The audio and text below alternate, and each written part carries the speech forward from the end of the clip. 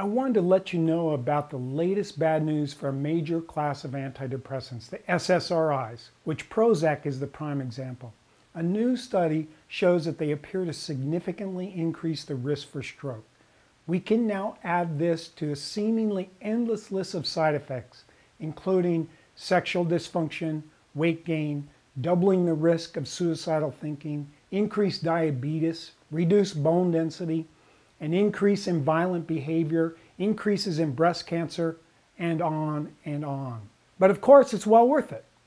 Unless you look at a meta-analysis, that's a compilation of many studies, that was reported in 2008, that for mild and moderate depression, the antidepressants work about the same as placebo.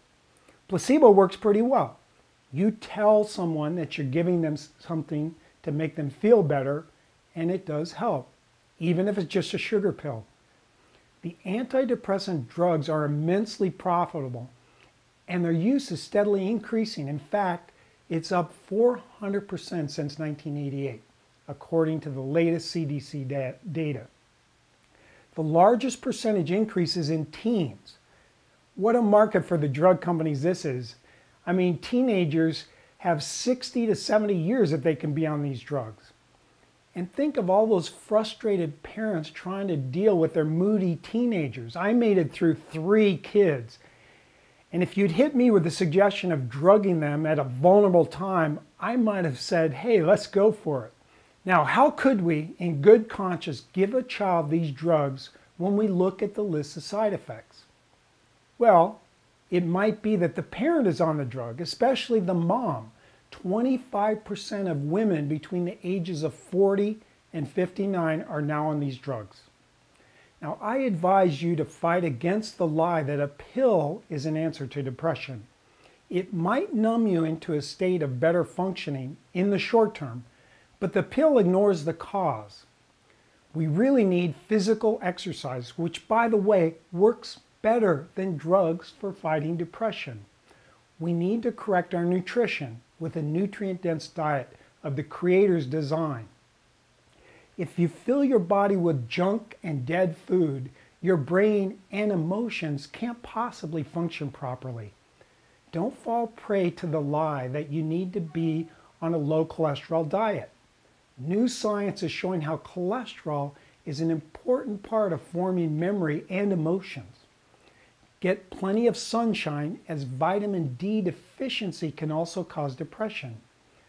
Thyroid imbalance is another common cause, and I have a video about that topic that's coming out soon. But even with good nutrition, sun exposure, exercise, we can still have struggles with low mood, anxiety, and sadness, especially if we're teenagers. Now, we may just have to get through it and endure it, not resorting to drugs and exposing you or your child to this laundry list of side effects. And there are milder and more natural ways to treat depression with herbs or supplements. Studies show that these work at least as well or better than the poor effectiveness of the drugs. One is St. John's wort. Another is amino acid supplements, particularly tryptophan. In my opinion, we should use the drugs only as a backup when natural methods fail or if your back's against the wall. But the scientific evidence suggests the drugs don't work beyond the placebo effect, and they are racked with side effects. And remember that each of these drugs was developed with profit as the primary goal, not health. If health were the primary goal, they would test the drug against a natural treatment. And then we would use the winner, which would be the most effective, least toxic, and most cost-effective treatment.